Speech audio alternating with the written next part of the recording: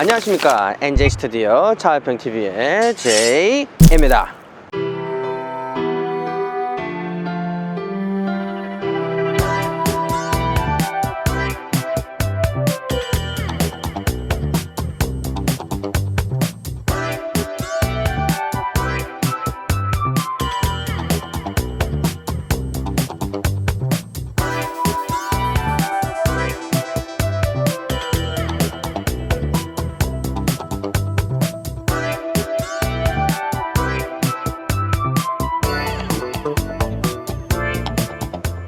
자, 2020년형 새로 출시된 2세대 벤츠 CLA의 인테리어를 보도록 하겠습니다. 인테리어는 상당히 A클래스와 유사합니다. 거의 동일하다고 봐도 무관한데요. 이 차량은 AMG 패키지가 들어가 있어서 실내까지 AMG 느낌의 디자인 인자들로 다 발라져 있어요. 그래서 A클래스하고 조금 이질감을 느끼실 수도 있겠지만은 큼지막한 디자인 컨셉은 A클래스와 동일하다고 볼 수가 있겠는데요. 이 차량도 다른 고급 차량들과 마찬가지로 재료들을 상당히 파티션으로 많이 나눠 놨습니다. 이 대시보드 탑은 가죽으로 마감이 되어 있고 빨간색 대조 스티치가 들어가 있습니다. 그리고 그 아래쪽에 보면은 윤무광 줄무늬가 교차되어 있는 크롬 패널이 들어가 있어요. 그 부분이 안쪽으로 이렇게 쑥 밀려 들어가면서 이 대시보드의 굴곡을 상당히 많이 맞춰주고 있습니다. 그 아래쪽에는 센터 패시아 부분이 상당히 많이 도출되어 있습니다. 이 센터 패시아가 아예 두 레이어로 완전히 나눠져 있다라는 느낌이 들도록 굴곡을 구조를 마감을 해놨습니다. 이 크롬 패널 아래쪽에 있는 센터 패시아도 이 전무늬로 되어 있는 가죽으로 마감이 되어 있습니다. 그 아래쪽에는 좀 딱딱한 플라스틱으로 마감이 되어 있지만은 이 차량이 가지고 있는 포지션을 봤을 때 저 정도 플라스틱은 전혀 문제가 될 것 같지는 않고요.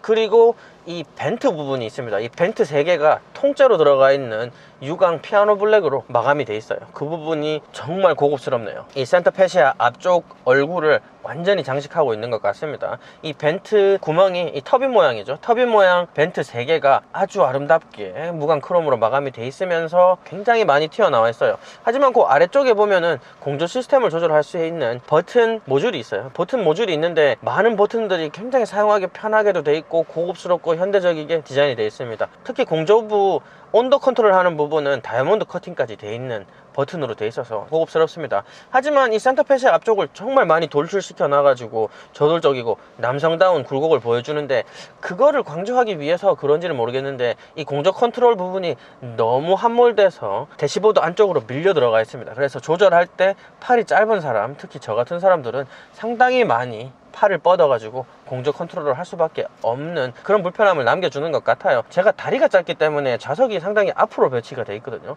그럼에도 불구하고 이렇게 먼데 좌석을 뒤쪽으로 밀고 운전을 하시는 분은 정말 허리를 숙이지 않으면 닿지 않겠다, 그런 느낌을 주도록 그렇게 디자인이 되어 있는 것 같아요. 이번 세대 MBUX가 적용되고 이 센터 패시아 위쪽에는 센터 스크린과 디지털 클러스터가 하나의 패널로 이루어져 있는 인포테인먼트 시스템을 보여주고 있어요. 하지만 조금 고급 모델과 이 차량이 조금 차별화가 됩니다. 이 패널이 좀 작아요. 그래서 이 차량은 엔터테인먼트 시스템 옵션이 들어간 차량이라서 10.25인치 스크린이 2개로 배치가 되어 있습니다. 그래서 센터 스크린도 10.25인치, 디지털 클러스터도 10.25인치인데 옵션을 넣지 않으면은 7인치 스크린이 들어가거든요. 그렇지만 고급 벤츠 모델들에서는 12.3인치 터치 스크린이 2개가 들어가는 것을 볼 수가 있어요. 하지만 이 차량이 좀 작고 아담해서 그런지 이 스크린들이 전혀 작아 보이지 않습니다.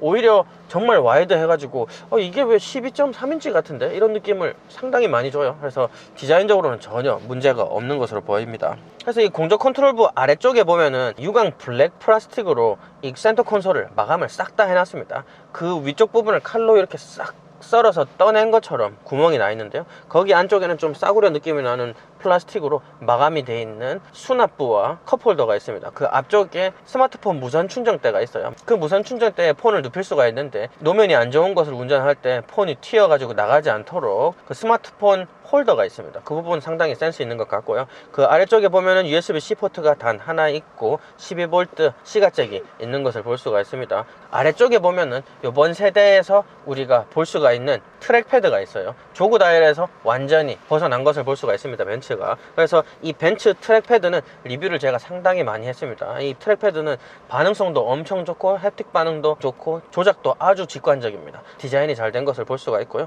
그 양쪽에는 버튼들과 다이아몬드 커팅된 다이얼들이 있습니다. 그 부분 굉장히 고급스럽게 생겨주면서도 드라이빙 모드를 바꿔주는 다이얼이에요. 아주 직관적이게 드라이빙 모드를 바꿀 수 있는 부분은 제가 또 굉장히 마음에 들어하는 부분입니다. 그 아래쪽에 보면 트랙패드를 사용할 때 편리할 수 있도록 핸드레스트가 있습니다. 핸드레스트가 아주 편안하고 재질이 좋은 부드러운 플라스틱으로 마감이 되어 있어요. 그래서 사용하기도 편하고 디자인적으로도 아주 마음에 들지만 이 부분 때문에 전자식 기어 시프터가 핸들 쪽으로 들어가 있는 부분은 상당히 또 마음에 안 드는 부분이라고 늘 말씀을 드리는 부분입니다. 그래서 이 부분은 좀 벤츠가 다음 세대에 빨리 좀 벗어나줬으면 하는 생각이 들어요. 그리고 그 아래쪽에 보면은 또 가죽으로 마감되어 있는 암레스트가 있어요. 높이도 괜찮고 아주 부드러운 재질로 마감이 되어 있습니다. 대시보드 상단하고 똑같게 빨간색으로 대조 스티치가 또 들어가 있는데 상당히 아름답고요. 이렇게 양쪽으로 열리지만 센터 콘솔이 원체 얇아가지고 수납 공간 안을 보기도 편할 뿐더러 팔도 그렇게 걸리적거리지 않습니다. 이런 사이즈면은 양옆으로 열리는 이 암레스트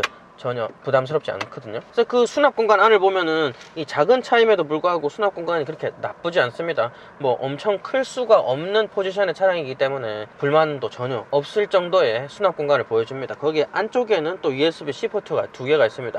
센터 콘솔 앞쪽에 USB-C 포트를 2개 두고 여기 안쪽에 하나를 두는 게 훨씬 더 사용하기 편하지 않았을까, 또 그렇게 생각해보는 디자인이네요. 그리고 지금 AMG 패키지가 들어가 있는 인테리어가 정말 강렬한데요. 이 알칸테라가 굉장히 톤이 괜찮은 알칸테라하고 가죽하고 줄무늬 크롬 패널하고 세 가지 재질이 아주 아름답게 배치가 되어 있고 아주 저돌적인 모습을 보여주도록 디자인이 상당히 잘 되어 있습니다. 특히 도어에 있는 핸들 부분은 디자인이 상당히 고급스럽고 현대적으로 잘 돼 있어요. 아주 무광 크롬으로 다 발라놨는데 아주 마음에 들고요. 그리고 이 차가 진짜 AMG도 아닌데 좌석 디자인이 상당하네요.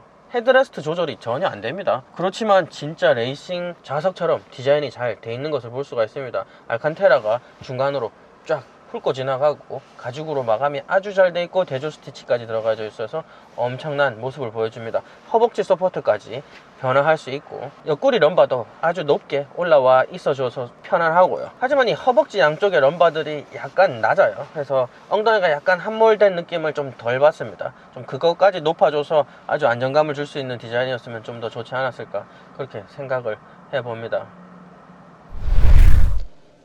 자, 2세대 CLA의 인포테인먼트 시스템을 보도록 합시다. 현 세대 벤츠의 리뷰를 제가 상당히 많이 했어요. 그래서 인포테인먼트 시스템은 동일합니다. 이 부분 계속 제가 강조드리는데 엔트리 레벨 벤츠임에도 불구하고 고급 벤츠에서 느낄 수 있는 것은 단 하나도 빠짐없이 다 느낄 수가 있어요. 그래서 이 부분 굉장히 마음에 들고요. 또 같은 맥락으로 인포테인먼트 시스템은 다른 벤츠의 리뷰와 동일할 것입니다. 그러니까 이번 세대 고급 브랜드 인포테인먼트 시스템 중에서 가장 완성도가 높은 인포테인먼트 시스템이 벤츠의 MBUX가 아닐까 또 생각을 하는데요. 사용도 아주 직관적이면서 아주 많은 기능을 내포하고 커스터마이즈도 많은 방향으로 가능하게 그렇게 디자인이 되어 있습니다. 그리고 보이스 컨트롤이 되는데 시리처럼 우리가 그냥 온도를 올려라 온도를 낮춰라 이렇게 하는 게 아니라 대화 형식으로 인포테인먼트 시스템을 컨트롤할 수 있는 것을 볼 수가 있었습니다. Hey Mercedes. How may I help you? I'm hungry. No internet connection. 아, 인터넷이 연결이 안 돼 있구나. 그리고 이번 세대 MBUX는 컨트롤할 수 있는 방법이 4가지나 됩니다. 아까 방금 설명드렸던 보이스 컨트롤이 가능하고요. 그리고 또 터치 스크린이 가능합니다. 터치 스크린 반응성이 아주 좋습니다.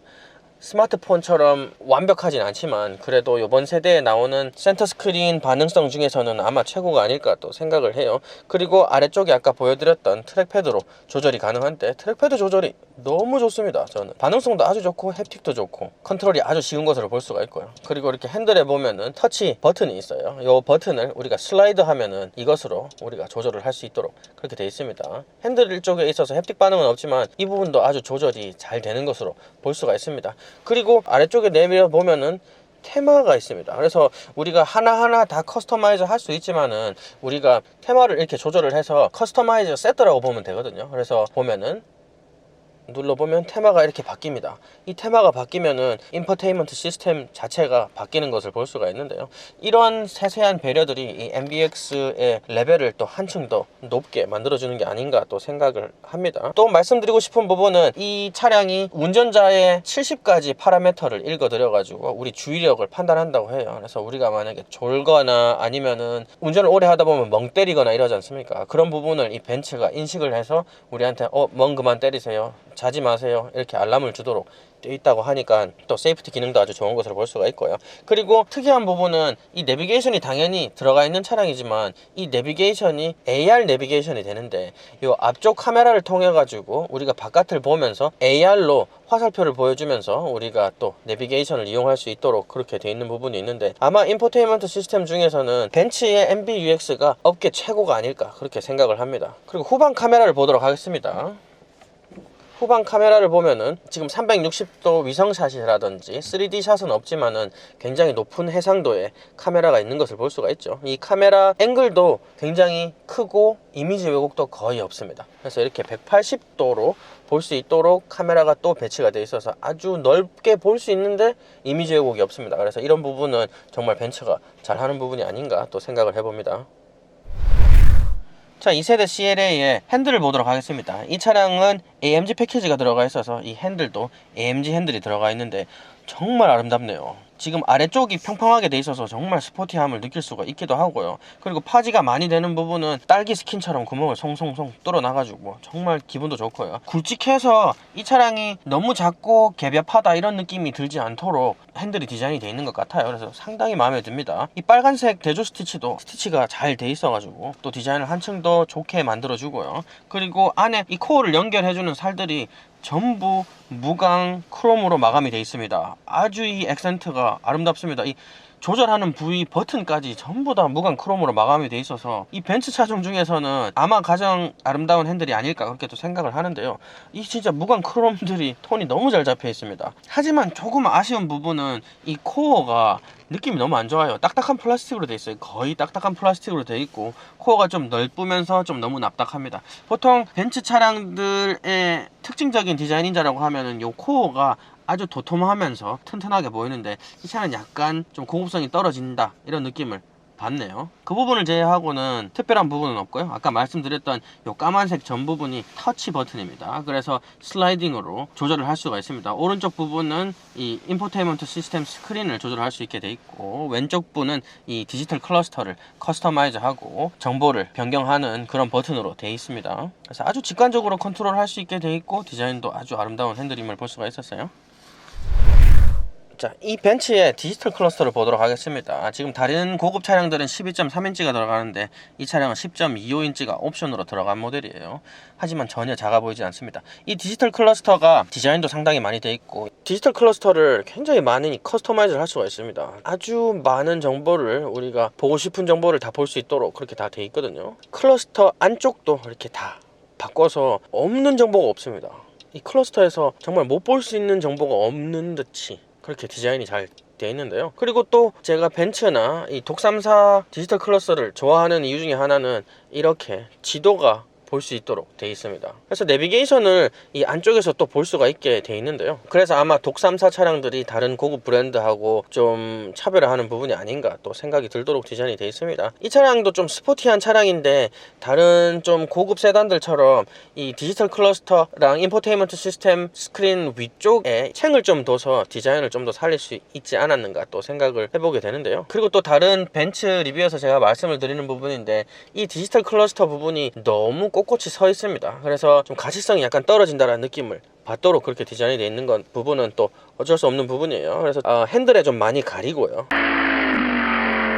자, 2세대 CLA의 뒷좌석을 보도록 하겠습니다.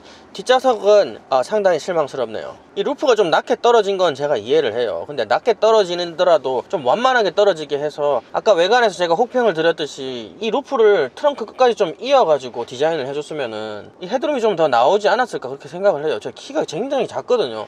작은데도 머리가 닿습니다. 굳이 허리를 펴지 않아도 머리가 닿을 정도로 헤드룸이 없어요. 그리고 굉장히 답답합니다. 지금 레그룸도 상당히 부족하고요. 레그룸도 아주 답답하게 돼 있거든요.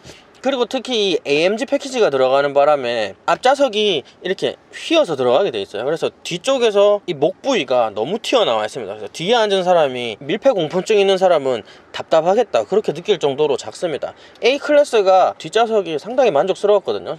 이 차량은 좀 많이 실망감을 주는 것 같아요. 지금 전장이 A클래스보다 상당히 많이 길어져 있어요. 그만큼 길어지면서 이렇게 탑승부를 많이 확장을 못 시켜준 부분은 너무 아쉽지 않나 그렇게 생각을 합니다. 이 외관에서 보면은 이 탑승부 바깥으로 빠지는 이 어깨 부분이 상당히 두툼하게 나와 있었지 않습니까? 그런 디자인을 만들기 위해 가지고 이 탑승부를 굉장히 많이 쪼아놨는데 그게 또 절실히 안쪽에서 느껴지네요. 헤드룸이 위에만 걸리는 게 아니라 옆에도 걸립니다. 그래서 앉은 사람이 커브를 조금만 틀어도 머리 푹푹푹 박을게 그렇게 디자인이 되어 있네요. 그래서 그 부분 상당히 아쉽고요. 그래서 우리가 X6를 리뷰했을 때 헤드룸을 만들어주기 위해 갖고 이 엉덩이 쪽을 굉장히 많이 파놔서 함몰을 시켜놨지 않습니까? 그런 것처럼 아마 이 CLA도 엉덩이를 많이 좀 파놨으면 그나마 좀 헤드룸을 만들어주지 않았을까 그렇게 또 생각을 해보는데요. 레그룸, 헤드룸 전부 다 마음에 안 들어요. 그렇지만 이 AMG 패키지가 도대체 얼마짜리 패키지인지 모르겠는데 이렇게 알칸테라로 디자인을 앞열, 뒤열 전부 다 디자인이 상당히 AMG스럽게 잘 돼 있습니다. 그 부분은 굉장히 칭찬해주고 싶고요. 이렇게 많이 튀어나와서 뒷사람을 불편하게 한다고 하는 부분도 무광 크롬하고 무광 플라스틱 톤이 잘 어우러져 가지고 보기에는 또 상당히 좋게 디자인이 되어 있는 것을 볼 수가 있습니다. 센터 콘솔 쪽에는 터빈 모양의 공조 벤트가 두 개가 있는데요. 상당히 디자인이 잘 돼 있고요. 근데 너무 좀 허전해 보여요. 그 공조 벤트 주변이. 공조 벤트는 디자인이 굉장히 화려한데 그 주변은 너무 좀 밋밋해서 디자인적으로는 그렇게 좋지 않은 것 같습니다. 그 이유가 뭐냐면은 이 아래쪽에 수납부하고 USB-C 포트 두 개를 하는 부분을 안쪽에 숨겨놨어요. 이 부분을 차라리 밖으로 빼놔서 디자인적으로 너무 밍숭맹숭한 거를 보완할 수 있지 않았나 그렇게 생각을 해봅니다. USB-C 포트가 두 개가 있어서 USB 포트는 총 5개로 전혀 부족한 부분이 없어 보입니다. 하지만 이 차량이 4륜구동으로 돼 있어서 이 센터 터널이 상당히 높아요. 좁아서 그렇게 문제는 없어 보이지만 높이가 좀 많이 높습니다. 그렇지만 뭐 5인이 앉아도 충분히 앉을 수 있을 것 같네요. 그냥 레그룸하고 헤드룸이 너무 작아서 5명 앉으면 당연히 좀 불편하겠지만요. 3명이 뒷좌석에 앉으면은 양쪽 사람들이 밖으로 밀려날 텐데 그러면 100% 이 머리 옆쪽이 루프에 닿게 되는 그런 불편함을 보여줍니다. 그래서 이 암레스트를 보도록 해요. 암레스트를 열어보면은 여느 벤츠와 동일하게 아주 디자인이 튼튼하게 잘 돼 있습니다. 따로 수납 공간이 있거나 그렇지는 않지만은 이 컵홀더 부분이 이렇게 기믹으로 나올 수 있게 디자인이 돼 있어서 상당히 마음에 듭니다. 이 기믹이 좀 마음에 안 드는 부분이 상당히 쓰기가 불편해요. 그렇지만 좀 공간적으로 많은 것을 이루었다는 것을 볼 수가 있습니다. 그리고 이 차량도 40, 20, 40으로 뒷좌석이 돼 있어서 이쪽을 눌러가지고 중앙을 꺼내면은 이 스키 여행을 또 갈 수 있도록 그렇게 디자인이 되어 있습니다. 그래서 40, 20, 40은 아마 이제 독일 차량 브랜드의 스탠다드가 아닌가 그렇게 또 생각이 들도록 디자인이 되어 있네요. 그래서 뒷좌석은 상당히 디자인은 잘 되어 있지만 공간적인 부분이 상당히 마음에 안 듭니다. 그래서 좀 CLA가 이런저런 불평은 있었지만 이 2열에서 점수를 많이 까먹는 것 같네요. 자, 풀체인지된 2세대 벤츠 쿠페형 세단 CLS 250 디자인 그리고 기능 리뷰 잘 보셨나요? 디자인적으로 상당히 마음에 듭니다. 전면부의 완성도가 너무 높아서 이 전면부의 느낌을 좀 옆면 그리고 뒷면에서 많이 살려줬다면 어땠을까 또 생각이 드는 그런 외관 디자인이었는데요. 하지만 좀 쿠페형인데 쿠페형답지 않은 몸매를 보여줬다든지 아니면은 뒷 후면에서 엉덩이 쪽을 너무 들어가지고 디자인 완성도를 낮췄다든지 그 부분은 좀 아쉽고요. 그렇게 디자인이 되면서 그리고 2열의 공간까지 완전히 말아먹는 그런 디자인을 보았었는데요. 이 차는 미니 쿠페형 세단이라서 뒷좌석의 공간을 그렇게 바라지는 않았어요. 그렇지만 전장도 늘렸었고 루프 쪽이 그렇게 쿠페형답지 않은 라인을 보여줘서 그래도 약간 기대를 할 수밖에 없었었는데요. 그런데 실제로는 공간이 너무 엉망이었어요. 그래서 C클래스 구매를 좀 고려하시는 분들도 이 CLA의 구매 같이 한번 고려해보는 게 어떨까 그렇게 또 생각을 해봅니다. 그래서 오늘 제 리뷰는 여기까지입니다. 정말 춥네요. 그래서 도가니 등골 다 나갈 것 같으니까 꼭 구독, 좋아요 부탁드립니다. 안녕.